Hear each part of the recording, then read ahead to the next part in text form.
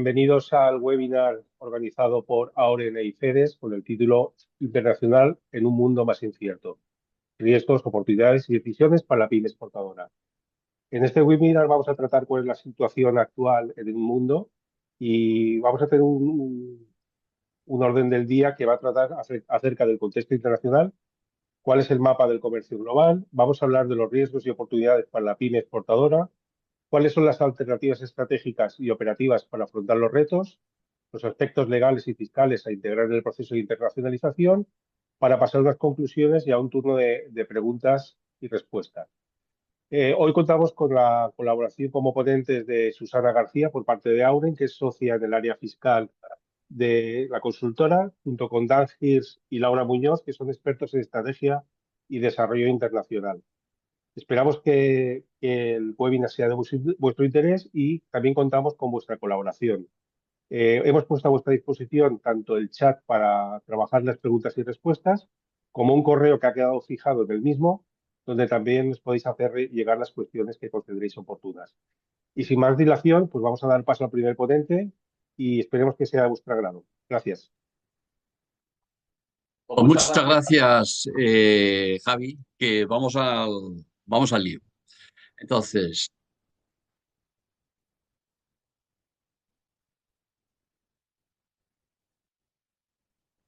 no puedo pasar.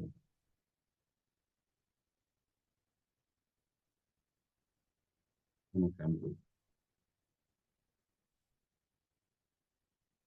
Pues aquí el tema, pues la internacionalización es el gran flotador que tenemos las empresas porque nos permite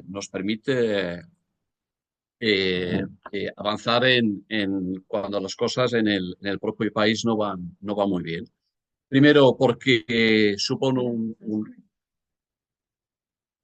un crecimiento vital para la empresa, nos permite disminuir. eh, yo creo que aquí hay un tema que yo no veo la pantalla.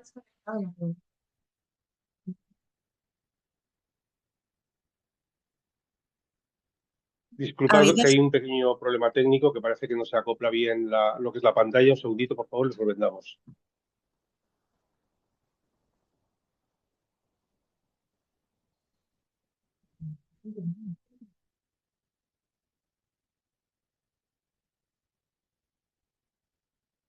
Vamos a ver, aquí parece que tenemos un problema técnico que se resolverá.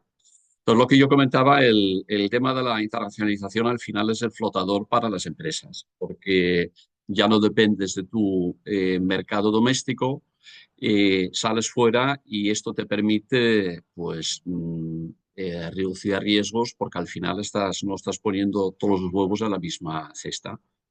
En primer lugar, evidentemente, te supone una posibilidad de crecimiento porque el mercado doméstico, cuando ya tienes una cuota de mercado alta, pues el salir te permite abrir nuevos mercados y lo que es muy importante, también descubrir nuevos clientes, trabajar con nuevos proveedores, trabajar en un entorno competitivo y toda esta experiencia al final te sirve para mejorar también el mercado doméstico, tu posicionamiento, porque todos esos aprendizajes luego te sirven para ir mejorando. Voy a pasar la diapositiva.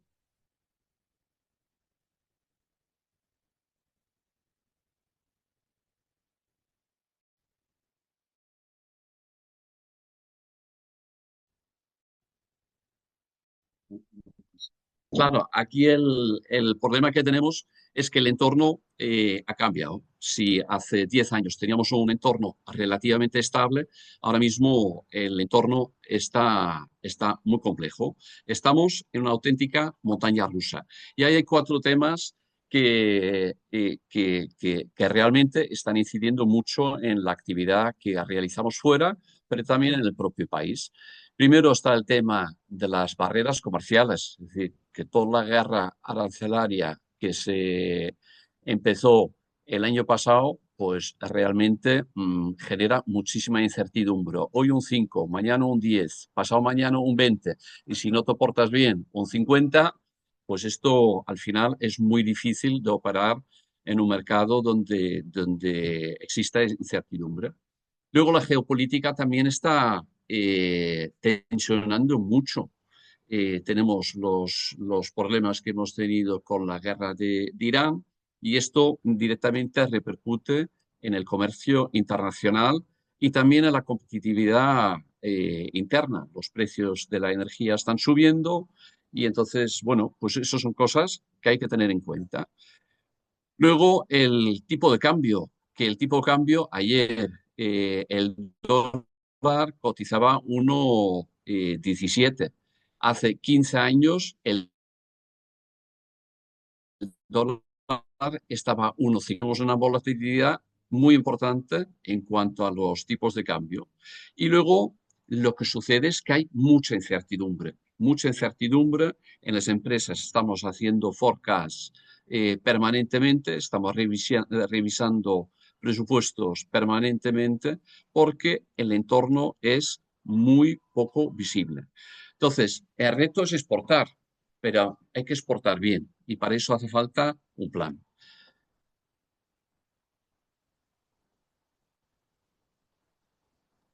Si vemos un poco la evolución de las exportaciones del año pasado, pues yo los he dividido en exportaciones de mercancía y de servicios.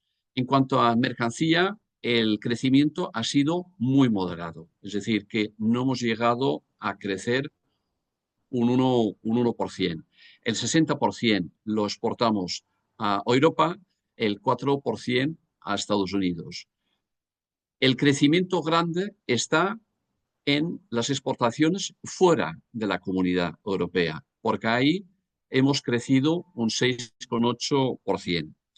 Si nos vamos a la parte derecha, a los servicios hemos exportado menos servicios que mercancías. Pero cuando hablamos de servicios, ahí el grueso solo lleva el turismo. Sabemos que con 100 millones de visitantes el año pasado, de turistas el año pasado, pues estos han generado más de la mitad de los servicios que hemos exportado. Aquí los crecimientos sí son muy importantes. En el interanual, el total de servicios exportados se sitúa en un 7,5%. Lo que son servicios no turísticos, que pueden ser servicios de ingeniería, tecnología, todo lo que tiene que ver con consultoría, ahí estamos hablando de un crecimiento de un 8% y el turismo ha crecido un 7%. Los principales países a donde exportamos es, otra vez, Europa un 60% y Estados Unidos un 15%. Cuando vemos aquí el tema de las importaciones, la balanza está muy desequilibrada, porque hemos importado por un valor de casi 500.000 millones de euros cuando hemos exportado 200.000 millones. Vamos a ver ahora cómo repercute este entorno en lo que es la pyme. Que lo que hemos comentado es, primero, la menor visibilidad comercial, los procesos de compra son más lentos, la presión sobre los márgenes, ahí está el tema de las materias primas, el coste de energía, el coste del transporte y muy importante también el tipo de cambio. Esto presiona sobre el margen. Luego está el riesgo país y el riesgo cliente, que siempre ha existido, pero cuando hay incertidumbre, esto es lo que hay que vigilar con más cercanía. El riesgo arancelario y el regulatorio. De los aranceles hemos hablado. De la regulación, hoy puedes estar, mañana igual te vetan la entrada con tus productos cárnicos porque se considera que no cumples con ciertas normas. Luego está la fragilidad operativa, que lo que hemos comentado antes también, todo el tema, todo lo que traes de lejos, pues ahí estás expuesto a una serie de riesgos. Y luego la concentración excesiva en algunos países. Es decir, el que ha puesto todos los huevos en la misma cesta, pues cuando hay incertidumbre, sufre más. Pero hay oportunidades. Y las oportunidades están ahí. lo que hemos comentado es diversificar antes que la competencia. Aquí siempre el tema es que hace falta un plan y hay que ser ágil. Si diversificas antes que la competencia, te llevarás el gato al agua. Hay que ganar cuota cuando otros frenan. Nosotros estamos observando que hay muchas empresas que han puesto el freno de mano y han parado procesos de expansión. Precisamente ahora, el que tira para adelante con su plan bien diseñado, se lleva el gato al agua. Priorizar la estabilidad y la rentabilidad. Más que preocuparse por el volumen, lo que es importante, ir a aquellos mercados previsibles y de mejor margen. Luego, lo sabemos por los acuerdos que se han firmado recientemente, Mercosur y con la India, ahí se van a abrir grandes oportunidades, pero hay que estar preparado. Luego hay una gran oportunidad en cuanto al posicionamiento de las cadenas europeas, que si compras cercano, estás expuesto a menos riesgos que trayéndote de lejos. Entonces, esto hay que repensar toda la cadena de aprovisionamiento. Y luego, last but not least, competir por servicio y no solo por precio. Es decir, el que exporta servicios no está sujeto a eh, a problemas relacionados con regulación y aranceles. Y el que compite por servicio, pues al final ofrecerá algo de más valor añadido. Y para finalizar, dos cosas sobre Mercosur y la India. Mercosur, 270 millones de consumidores. Actualmente, con lo que estamos exportando, el 90% de las exportaciones actuales dejarían de tener aranceles, lo cual supone un ahorro en aranceles de 500 millones de euros, que se prevé que en los próximos años que se vayan a generar gracias a este acuerdo Mercosur 25.000 empleados. Y luego está el tema de la India. En cuanto a consumidores, ahí nos vamos a un mercado mucho más grande, ahí estamos hablando casi de 1.500 millones de consumidores. Aquí el 90% de las exportaciones actuales se verían afectados por una reducción muy drástica de los aranceles o incluso 0% de aranceles. Aquí el ahorro en aranceles está estimado superior a 80 millones de euros. Y aquí se prevé de doblar las exportaciones. Pues por mi parte, que yo os he enseñado un poco, dibujado un poco el entorno, que lo que he dicho es, aquí hay que llegar con un buen plan y Laura os va a explicar cómo elaborarlo. Bienvenido.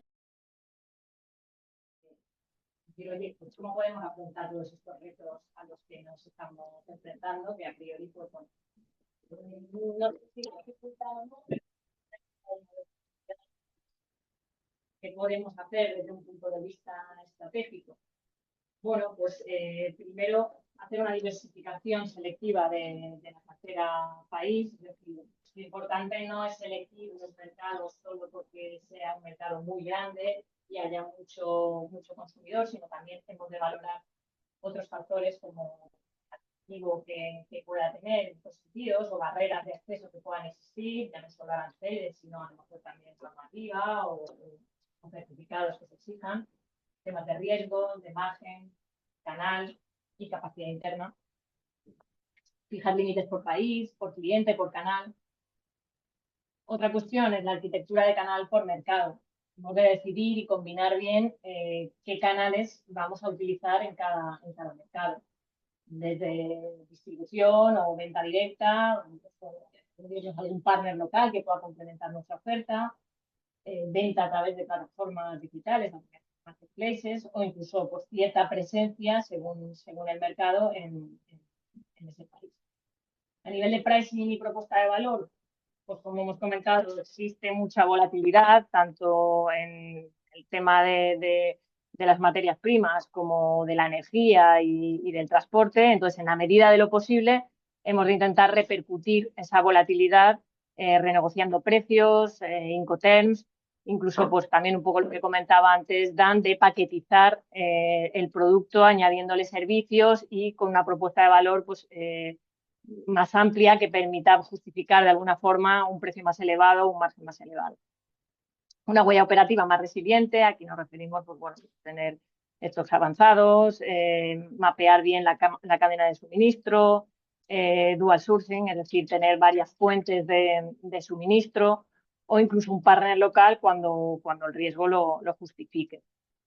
Y gobierno del riesgo exportador, que nos referimos aquí. Al final de lo que se trata es de que hay que monitorizar de forma sistemática todo ese entorno cambiante que estamos viendo, tener un mapa claro de la exposición de nuestra empresa en el mundo, hacer escenarios, crearnos alertas y tomar decisiones de forma periódica.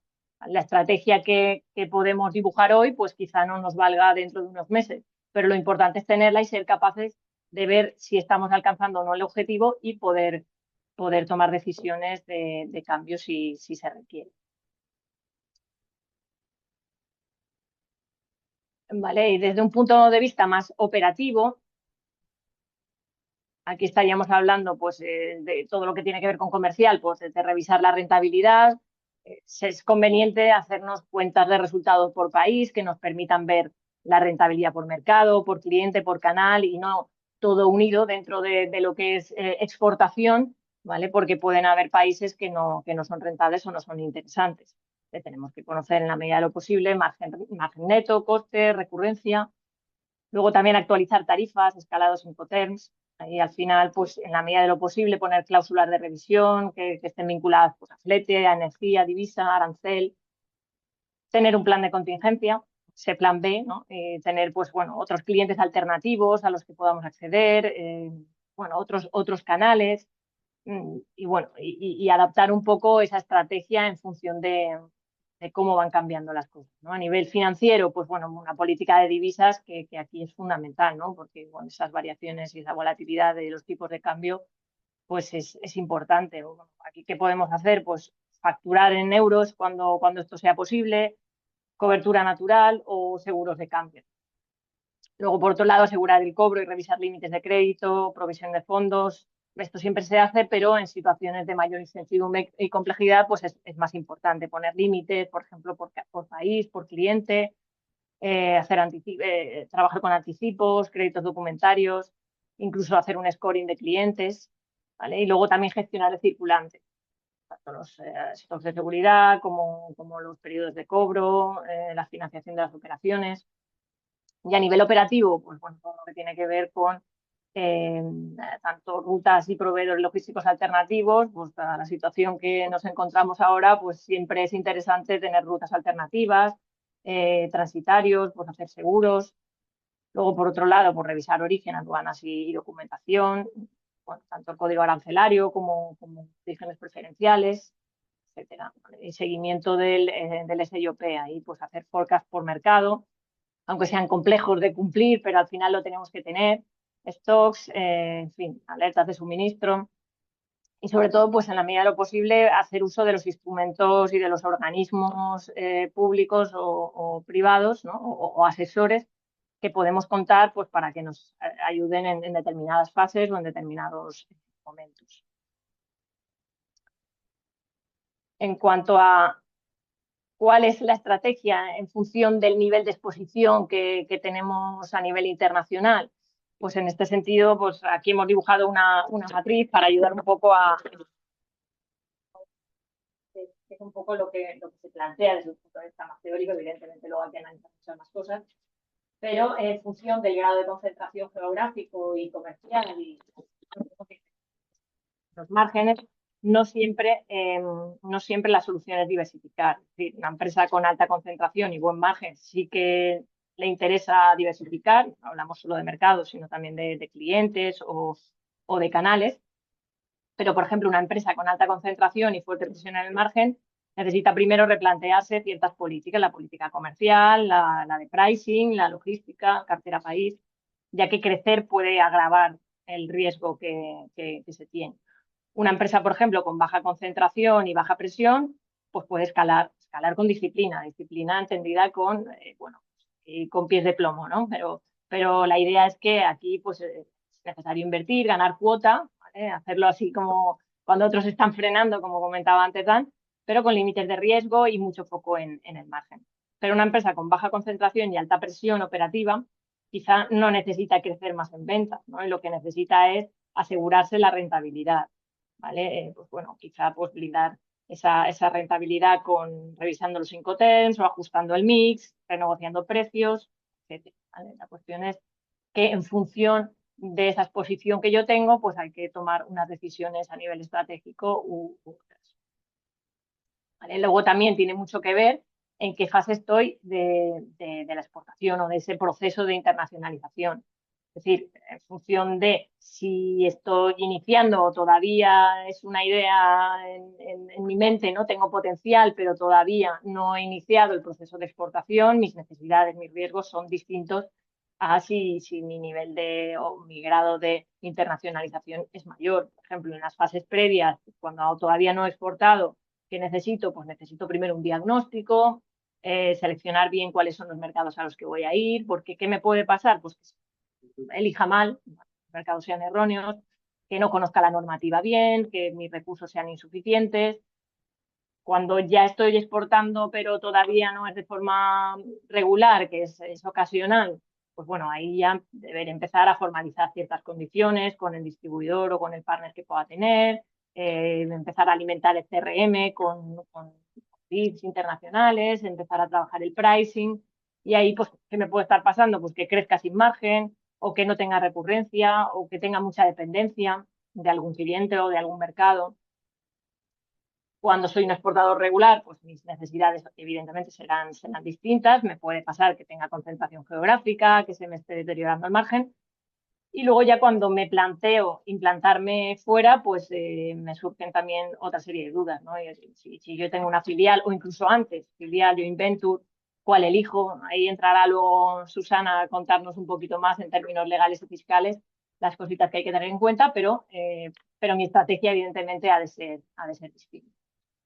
Y finalmente, pues deciros un poco en general cómo abordar un plan internacional. Evidentemente, en función del momento en el que estés, se le da más peso o menos a una fase u a otra, pero lo primero que tenemos que hacer es analizar previamente la empresa, sus capacidades, es decir, desde si mi producto es o no exportable, si tengo margen suficiente para llevármelo fuera, a lo mejor sí, pero no de todo mi portfolio.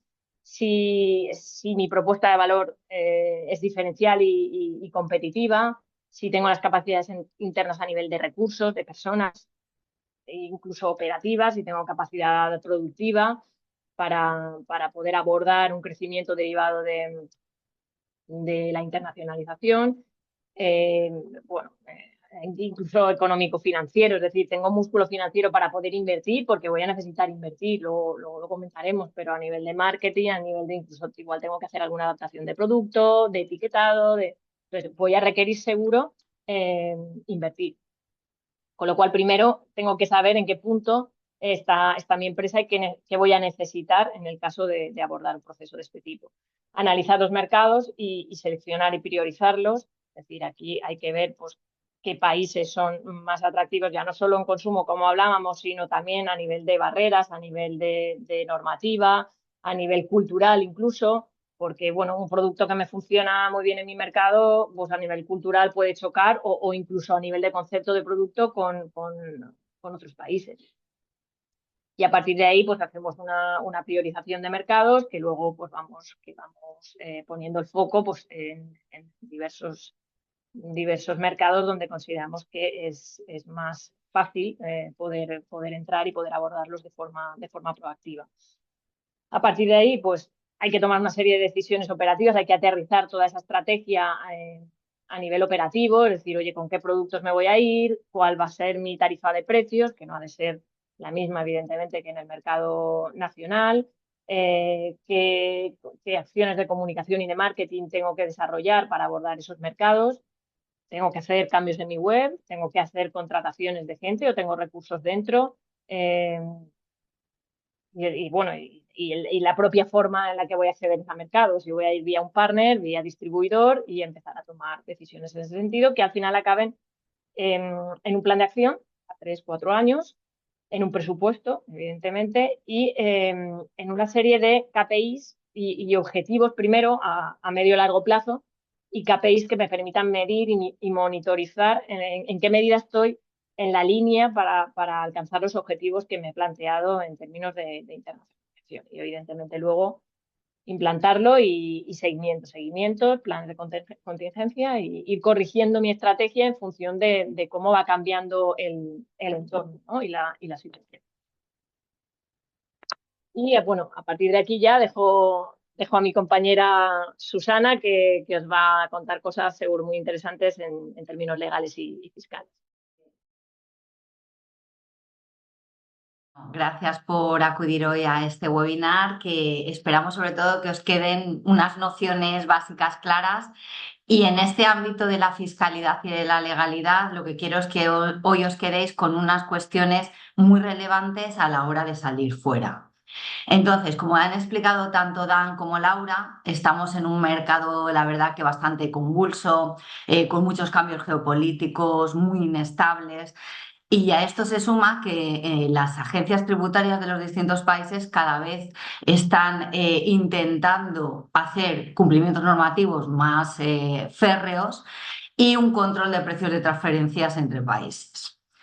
Con todo esto, lo que está provocando es que muchos países quieran atraer hacia sus territorios tanto las rentas de las personas físicas como las personas jurídicas, y a veces están utilizando una serie de tratamientos como por ejemplo nómadas digitales, como temas de teletrabajo, como creaciones de holding en distintas jurisdicciones para atraer esas rentas.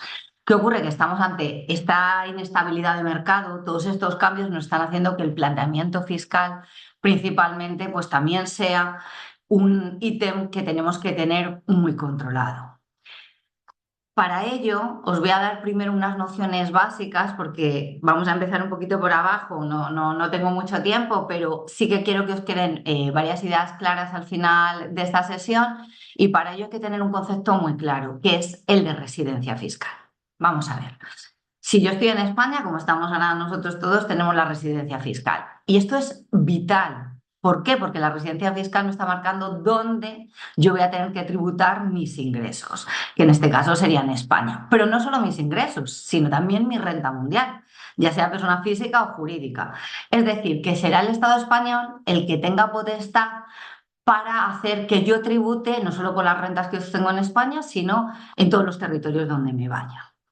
Por eso va a ser muy importante dos conceptos que quiero que tengáis muy claro. Uno, que es el de la sustancia. Es decir, siempre que montéis cualquier tipo de empresa, ahora veremos de sucursal, de filial, de estado permanente, tenéis que tener una sustancia. Cuando cambió la normativa fiscal en Irlanda, y ya sabéis que ahí se fue Apple, se fue Google, muchas empresas me dijeron: "No, Susana, yo quiero una empresa en Irlanda". Bueno, muy bien, tú quieres una empresa en Irlanda si vas a tener una empresa en Irlanda, es decir, si va a tener sustancia, si allí vas a tener un local, si vas a tener personal, si vas a tener realmente una entidad. ¿Por qué? Porque si no, lo que ocurre es que el Estado español te dice: "Oye, que como la residencia la tienes en España, me da igual que luego tú digas que tengas una empresa en Irlanda, porque todo lo que se gana en Irlanda quiero que me lo traigas aquí y me lo tributes aquí". Entonces, esto es fundamental. Y otra cuestión es que donde decidéis que está la residencia de vuestro establecimiento permanente, deberéis tener un certificado de residencia fiscal. ¿Qué ocurre con otro criterio, que es el de la fuente? Cuando yo ya me voy de España y me voy a cualquier parte del mundo, donde me voy, eso tiene un criterio de estado de la fuente. Es decir, donde yo voy a obtener mis ingresos, que es en otro país que no coincide con la de mi residencia, también quiere cobrar su tributo. Yo, por ejemplo, estoy en España y decido abrir un establecimiento permanente en Portugal. Como estoy en España, la Administración Tributaria Española me dirá: "Págame mi tributo". Pero Portugal me dirá: "Oye, que el ingreso me lo has obtenido a mí, yo también quiero mi tributo". Entonces, en estas dualidades que tenemos residencia fuente, que son diferentes, ¿qué ocurre? Que lo que voy a tener es un conflicto de doble imposición. ¿Por qué? Porque los dos estados van a querer que la tributación vaya a sus jurisdicciones correspondientes. Para eso surgen los convenios de doble imposición, que van a intentar evitar que un mismo hecho imponible sea grabado 2 veces en 2 estados diferentes. Y estos convenios de doble imposición, que además os digo que esto es una de las bases de la fiscalidad internacional, España tiene convenios de doble imposición absolutamente, prácticamente no con todos ni mucho menos, pero con muchísimos países del mundo. Y en esos convenios de doble imposición nos va a determinar dónde, cómo y qué tipo impositivo se aplica, porque según el convenio de cada país se van a establecer de una manera y una serie de tipos. Por lo tanto, cuando yo me voy a establecer fuera, lo primero que tengo que cogerme es ese convenio de doble imposición, leérmelo y revisármelo. Y estos convenios son muy importantes porque además prevalecen sobre la ley nacional. Es decir, ese convenio está por encima de la ley de cualquiera de los países. Por eso es importante, como os digo, su revisión y siempre evitando tributar 2 veces por un mismo hecho imponible. ¿Cómo me funcionan estos convenios de doble imposición? Pues mirad, funcionan con 2 métodos, un método de exención y un método de imputación. Es decir, cuando yo me voy a otro país, acordaros que yo me estaba poniendo el ejemplo de que en España monto un establecimiento permanente en Portugal, miro el convenio, que eso me voy a agencia tributaria, tengo todos los convenios colgados que tiene España, cojo el que tengo firmado con Portugal, me lo leo y ahí voy a encontrar siempre 2 métodos, no nos salimos de ahí, método de exención o método de imputación.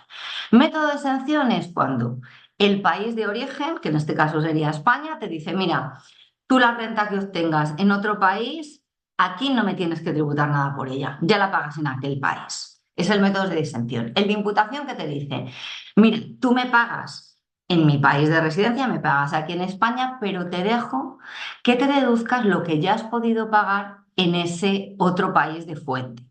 Por ejemplo, en el caso que teníamos con Portugal, imaginaros que yo monto mi establecimiento permanente en Portugal y le hago un préstamo a Portugal porque está empezando, no tiene dinero, le hago un préstamo.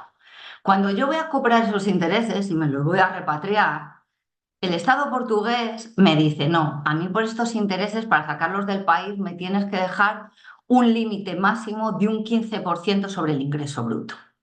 Entonces nosotros pagamos ese 15% y cuando repatrian a España, España por el método de imputación dice, mira, a mí me tienes que pagar la parte que corresponde a esos intereses, pero te dejo que te restes el 15% que ya has pagado en Portugal. Y así evitamos esa doble imposición del mismo hecho imponible que sería de los intereses. Como veis, es fundamental los convenios de doble imposición. Aquí os he puesto un pequeñito esquema, porque yo sé que cada vez que os tenéis que leer un convenio de doble imposición parece que asusta un poco, pero mira, los convenios de doble imposición siguen las normas de la OCDE, entonces tienen todos la misma estructura, es decir, os he puesto aquí los artículos principales que os los vais a encontrar en todos los convenios, entonces creo que esto os va a resultar muy fácil la lectura con este esquemita. Fijaros que en el caso de intereses, como os decía, primero identificáis país de residencia, España, país de fuente, Portugal. Convenio España-Portugal. Tipo de renta, intereses. Me voy a la línea de intereses, me cogería el artículo 11 y como veis, ¿quién graba? Compartida, porque he pagado un 15% en Portugal y el resto lo he pagado en España. Si seguís el esquema, la verdad que por lo menos no lo dificulta tanto. Estos convenios de doble imposición también son importantes en los contratos. Los contratos pasan a ser una pieza clave cuando nos vamos. ¿Por qué? Porque regulan toda la relación comercial y nos protegen de los intereses empresariales. Además, por supuesto, como en cualquier contrato, tenéis que poner todas las obligaciones, condiciones de entrega, plazos, incoterms, pero aquí todavía pensad que es más complicado. Porque si yo en España firmo un contrato y a veces eso tiene una interpretación, depende de quién lo lea o cómo lo lea, pues imaginaros en otro idioma. A veces esto todavía, la interpretación cuesta más hacerlo. Entonces, muy importante, cuando hablamos de la cláusula legal y de jurisdicción, intentad que la jurisdicción en la medida de lo posible sea aquí en España, porque si nos vamos, hemos creado un establecimiento permanente en Estados Unidos, pues ya solo con el viaje, con lo que cuestan allí los abogados, pues se nos complica el tema bastante. Y luego, una cosa que os aconsejo que en todos los contratos siempre tengáis muy bien estipulado es el tema de la propiedad intelectual, ¿vale? Eso dejarlo también como un apartado básico en cualquier contrato que firméis. Hemos visto y os he explicado que España tiene convenios de imposición con un montón de países. Pero bueno, luego tenemos lo que se llaman las jurisdicciones no cooperativas, que estas no tienen convenio con nadie, que son lo que llamamos o lo que llamábamos paraísos fiscales, que ahora se llaman jurisdicciones no cooperativas. Cuando yo me estaba preparando el webinar la semana pasada, tenía 24 jurisdicciones cooperativas. Esta lista va cambiando cada vez más, precisamente por, como explicaba Dan, por esa incertidumbre que hay en los mercados, por esa inestabilidad que hay. ¿Por qué? Porque estas jurisdicciones no cooperativas lo que intentan es tener una elusión fiscal, no tienen intercambio de información, no tienen transparencia, entonces están empezando a ser realmente un riesgo reputacional, es decir, las entidades que realmente quieren declararlo bien y que sus, vamos a decirlo de alguna manera suave, lo que comercian es lícito, generalmente no les suelen acabando interesar estar en jurisdicciones no cooperativas porque tienen un riesgo reputacional que no gusta, tienen un mayor control por la EAT, todo lo que tú tengas en jurisdicción no cooperativa se te va a revisar, y luego todas estas deducciones de los convenios que estamos aplicando no se aplican, con lo cual si realmente tienes allí algo, al repatriarlo en España vas a tener un serio problema. Como os decía, esta lista va cambiando. Fijaros que veréis que os he puesto en naranjita unos países porque yo preparé la semana pasada la exposición. Resulta que el 22 de mayo sale una orden nueva con efecto el 23 y los que están en naranjitas han salido de jurisdicciones no cooperativas y se ha integrado en el 25, que por eso veis que me viene ahí más abajo, Rusia. Rusia ahora se considera, por todo, sabes, el tema de la guerra, una jurisdicción no cooperativa a nivel de holding. ¿Vale? Entonces, como veis, el panorama internacional va cambiando y la fiscalidad va cambiando con ello, con lo cual la estrategia fiscal que tenemos que plantearnos es totalmente diferente a la que teníamos hasta la fecha y tenemos que hacer un estudio más pormenorizado de todas las jurisdicciones. Como hemos visto, por tanto, la clave para ver dónde tributo, dónde tengo esa potestad, qué Estado tiene la potestad tributaria para reclamarme y pedirme explicaciones, es la residencia fiscal. Y esto lo tenéis que tener muy claro. Y os vuelvo a insistir en la idea clave que os decía al principio: todo lo que montéis fuera de España tiene que tener una sustancia real y económica, porque si no el Estado español os va a decir que no tenéis la residencia allí, que la tenéis en España, y sabéis que estando en España tributáis por la renta mundial de todos, de donde hayáis generado el ingreso. Por eso es muy importante que este tema lo tengáis muy controlado. Y además, fijaros dónde está el problema. Cuando hablamos de fiscalidad y hablamos de fiscalidad internacional, realmente no existe una fiscalidad internacional como tal, no existe unos criterios homogéneos a nivel mundial. Lo más homogéneo que hay son los convenios de doble imposición y, como os digo, encima cada país tiene el suyo, que sí que tienen una estructura similar, pero cada uno tiene, yo os he puesto una generalidad, pero luego hay muchas particularidades. Entonces, no existe un concepto único de residencia fiscal, sino que los convenios son los que determinan cómo se va a entender esa residencia fiscal. Y los convenios tienen primacía sobre la norma interna de cada país. Por eso es tan importante que los tengáis siempre como referente, los tengáis muy estudiados y os asesoréis sobre los mismos antes de iniciar la andadura en cualquier país, para luego no encontraros ningún susto. Si me voy a la residencia fiscal pura y dura en España, y por defecto todo lo que no sea así no será en España, me tengo que ir al artículo 8 de la LIS y ahí me dice: mira, tú vas a tener una residencia fiscal en España de tu empresa siempre que la constituyas en España, bastante lógico, tu domicilio social está en España, bastante lógico también, y tu sede de dirección efectiva está en España. Y aquí, en la sede de dirección efectiva, empiezan los problemas. ¿Por qué? Porque la sede de dirección efectiva quiere decir el centro donde tengas la decisión ejecutiva. Ahí es donde van a mirar España y la mayoría de los estados para determinar dónde está la residencia fiscal. Esta toma de decisiones se debe dar siempre en el país de la residencia fiscal y subsidiariamente donde tengamos el emplazamiento clave y se tomen las decisiones claves de la entidad. ¿Qué ocurre? Que precisamente por este mundo cambiante tan internacional, pues esto ahora es complicado. ¿Por qué?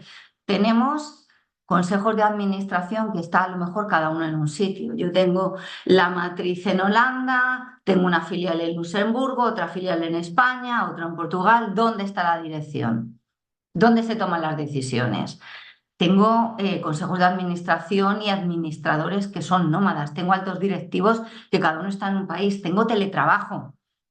Entonces, cuando sentéis y veáis la residencia fiscal, también tenéis que tenerla muy argumentada, con una política muy clara de gobernanza, con actas y documentos que refuercen dónde tener la dirección efectiva, porque además esto va a ser algo que vais a tener siempre que demostrar en España o en otro país, y os puedo asegurar que la Hacienda española es de las más guerreras que hay pidiendo la repatriación de los impuestos. Entonces hay que tenerlo muy bien acreditado. Teniéndolo bien acreditado no hay mayor problema. Y una vez que hemos visto todos estos puntos, que ya tenemos claro nuestra residencia, nuestra fuente, nuestro convenio de doble imposición, nuestras jurisdicciones no cooperativas, dónde tengo que tener mi residencia fiscal y cómo la demuestro, ¿cómo salgo fuera? Pues lo han comentado muy bien tanto Dan como Laura, tengo que definir una estrategia, tengo que ver el tipo de mercado que tengo que ver la sustancia, tengo que ver si tengo ayudas, si no, tendré que ver también cómo funcionan mis cuentas bancarias, las licencias, los permisos, obligaciones contables, registrales y formales. Pensad que donde os vayáis a establecer las vais a tener que hacer igual o similares en España, porque cada país tiene las suyas. Pero al final tendré que decidir y tendré que decidir también en base a un criterio fiscal. Y aquí nos surgen dos posibilidades principalmente. No me voy a meter con temas de joint venture, otras cosas más complicadas, sino vamos a ver establecimientos permanentes, filial y sucursal. Y aquí está un poquito la clave, esto y el tipo impositivo.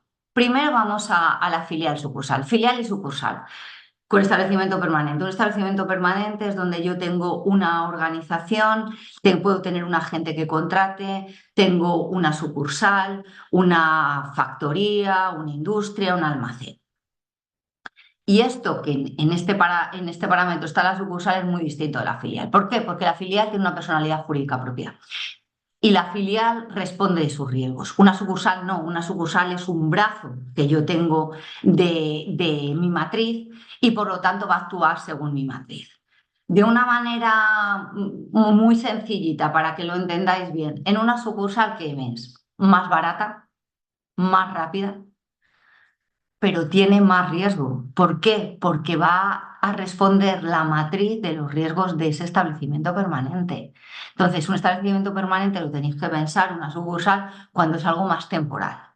En cambio, una filial es más cara, tarda más tiempo, pero al final tienes un ente con una entidad propia que tiene su propia responsabilidad y sobre todo da una mejor imagen de marca en el mercado.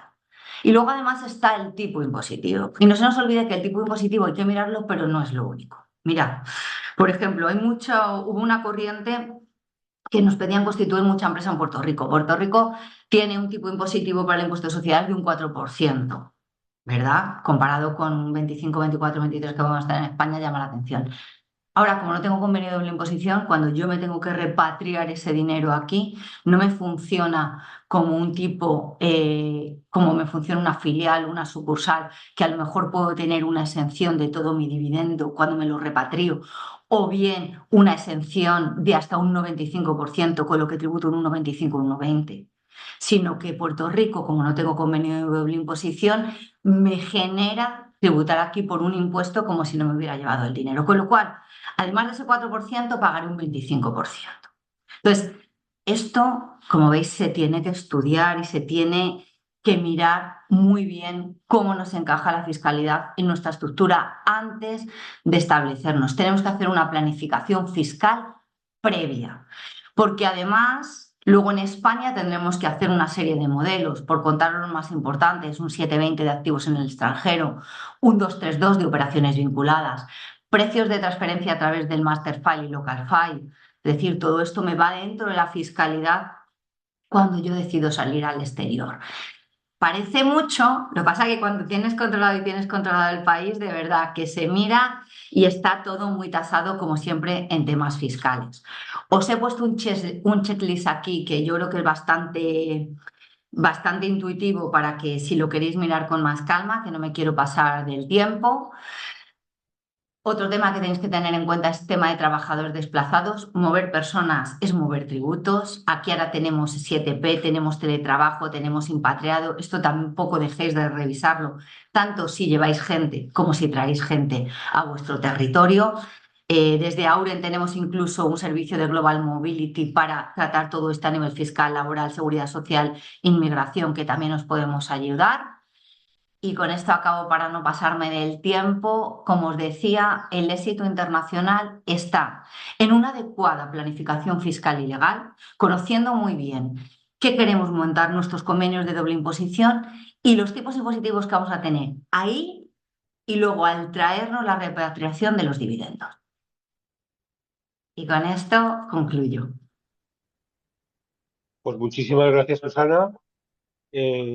Gracias por tu interesantísima ponencia y vamos a dar paso nuevamente a Laura para que nos haga unas pequeñas conclusiones de lo que ha sido el contenido de este webinar.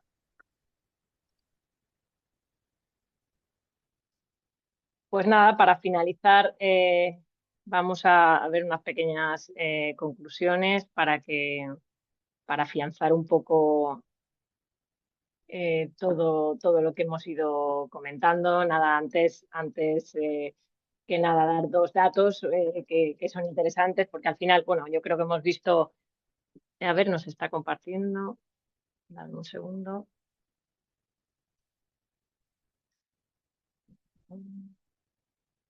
Ahora sí, ¿verdad? Vale. Como hemos visto, hay mucha incertidumbre, pero hay muchas ventajas en la internacionalización y aunque es posible y es necesaria en muchos casos, tampoco es la panacea. Es decir, dentro de lo que serían todas las empresas que exportan, solo el 41% en 2024 tuvo éxito, entendiendo éxito como el número de empresas que son exportadoras regulares, porque al final, bueno, pues, exportar puntualmente puede ser el inicio, pero la idea es que para que realmente se entienda que hay éxito en la internacionalización, la idea es que esa exportación sea regular. Y aunque el 41% en 2024 está entre los porcentajes más altos de la serie histórica, es verdad que hay un 60% que no está consiguiendo, de las empresas exportadoras, que no está consiguiendo alcanzar esa recurrencia y esa regularidad. Y lo más interesante, que el 65% de las empresas que acometen estos procesos de internacionalización o bien no tienen estrategia, un plan internacional, o bien no lo tienen acotado en el tiempo, lo cual es casi lo mismo porque cualquier cosa me vale. Como no he determinado en qué tiempo tengo que conseguir las cosas, al final el proceso, sea más lento o menos lento, me vale y eso no es lo adecuado. ¿Cuáles son los errores más comunes que suelen darse en estos procesos? Pues lo primero, todo lo que hemos comentado, yo creo que ya los tres, es no tener una estrategia. O quedarte en el dónde puedo vender, cuáles son esos mercados, pero no a quién puedo vender, porque eso ocurre también en Nacional. No todo el mundo es mi cliente y no todos los tipos de empresa tienen que ser mi target, ¿no? No integrar la cultura del país, por ejemplo, pensar que lo que aquí me funciona me puede funcionar también en ese otro mercado, no conocer la competencia, es decir, yo aquí puedo tener una posición competitiva interesante, pero saber con quién o a quién me estoy enfrentando en esos mercados, cuál es su propuesta de valor, para saber cuál es mi espacio o cuál ha de ser mi propuesta de valor, es importante. Por ejemplo, pues no invertir también en marketing o en comunicación, o no adaptar mi web a lo que es pues los mercados a los que me dirijo, no disponer de las personas internamente pues, adecuadas, ¿vale? Puedo tener una persona muy buena internamente, pero que no conoce los mercados exteriores, o no tiene idiomas, o ¿vale? La cuestión que sea, o no contar con los partners adecuados. Puedo elegir, pues hoy he conocido un distribuidor o una empresa en un foro, en una feria, pero no tiene por qué ser el partner o el socio adecuado. No definir correctamente el plan de negocio o, muy importante también, como ha comentado Susana, no prestar atención a cuestiones legales y fiscales y luego pues encontrarme con sorpresas. En definitiva, el comercio global, como hemos visto, se está reconfigurando y no parece que estos cambios continuos vayan a parar. Es decir, el entorno es complejo y cada vez es más, pero no retrocede. Eso es importante. Hemos visto que las exportaciones siguen siendo importantes y las oportunidades están ahí. Es decir, existen riesgos, sí, pero estos son gestionables. Es decir, podemos hacer cosas para mitigarlos. Que las oportunidades son ahora, es decir, que tenemos que aprovecharlas, todos esos acuerdos que se están firmando, pues bueno, a raíz también de que otros mercados se hacen más complejos, otros abren sus puertas, con lo cual hemos de aprovecharlo. Que la estrategia es diferencial, es decir, no puedo ir sin mapa porque voy perdido.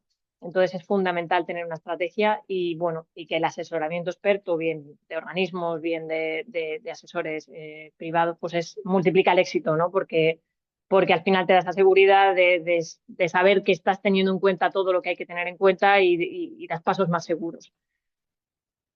Entonces, bueno, lo que aconsejamos, pues definir, revisar la estrategia, es decir, puede ser que la tenga, pero a lo mejor la tengo que revisar, ¿vale? y adaptarla a la nueva situación.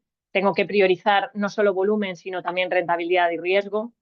Tengo que blindar mi operativa, tengo que gestionar el riesgo y llevar una monitorización que me permita ir tomando decisiones y, bueno, y aprovechar los apoyos públicos y los aliados especializados que tenga a mi alrededor para ir acompañado en la medida de lo posible. Y daros las gracias por mi parte y por mis compañeros por vuestra participación y vuestra asistencia. Y nada, yo si os parece, vamos a dar paso al turno de preguntas. Nos han llegado algunas de ellas y si os parece os las voy a trasladar. Y bueno, dejamos la parte, entiendo, que fiscal y legal va a ser para Susana, pero la parte que tiene que ver con el ámbito más de internacionalización a nivel comercial y expansión, pues independientemente, tanto Dan como Laura podéis contestar, ¿vale? Dicho esto, en primer lugar nos llega una pregunta que nos dice, ¿cómo definís y priorizáis los mercados a atacar? Bueno, Pues empieza tú si quieres. aquí lo que es la pregunta que formuláis es importante, la pregunta que formuláis decir, es sobre todo una empresa el que se tema de inicia en la priorizar, andadura porque hay de la que poner foco de la internacionalización, ir a internacionalización. todos los países no puedes ir. Hay que definir uno, dos o como máximo tres países.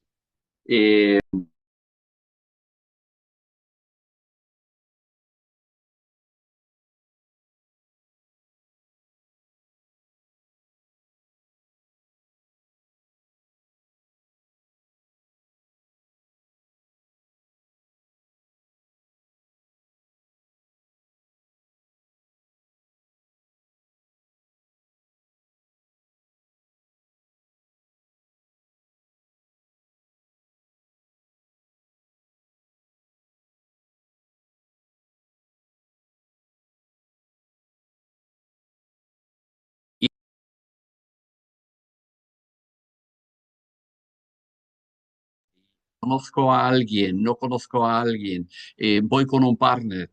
Entonces, poco a poco, hay que definir ahí un poco el escenario y definir el país. Pero lo que es importante es poner foco, es decir, no pretender ir a varios países, pero definir uno, dos o como máximo tres. Gracias, Dan. Susana, esta pregunta es para ti. Nos preguntan qué diferencia existe entre repatriar los beneficios a través de una sucursal o de una filial.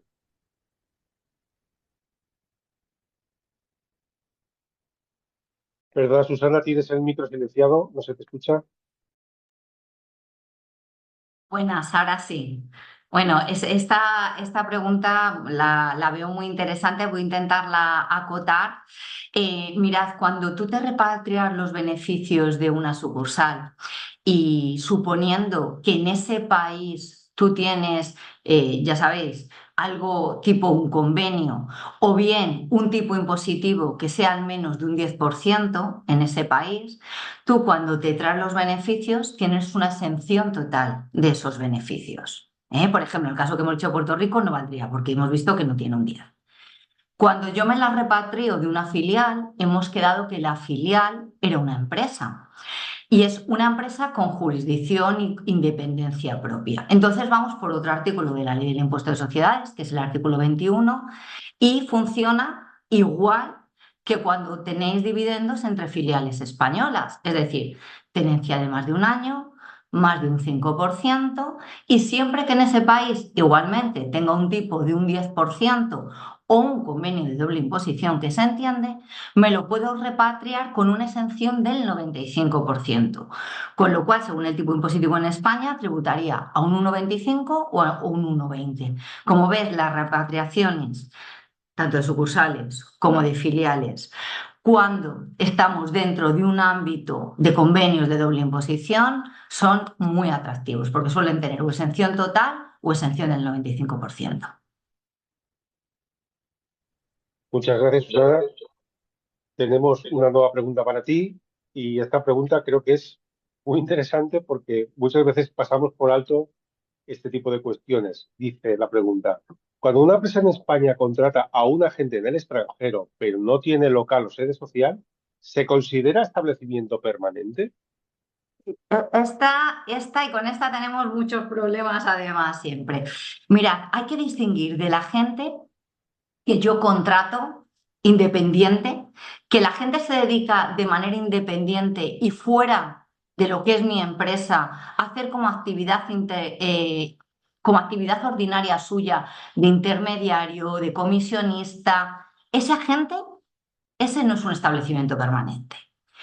Pero si yo tengo un agente que yo contrato dentro de mi entidad y que ese agente, aunque no tenga un domicilio, es decir, se me va, vuelvo a insistir con Portugal, se me va a Portugal y esa gente no tiene una oficina, no tiene ni siquiera un almacén, pero es capaz de contratar a personas o es capaz de cerrar acuerdos comerciales, yo ahí tengo un establecimiento permanente.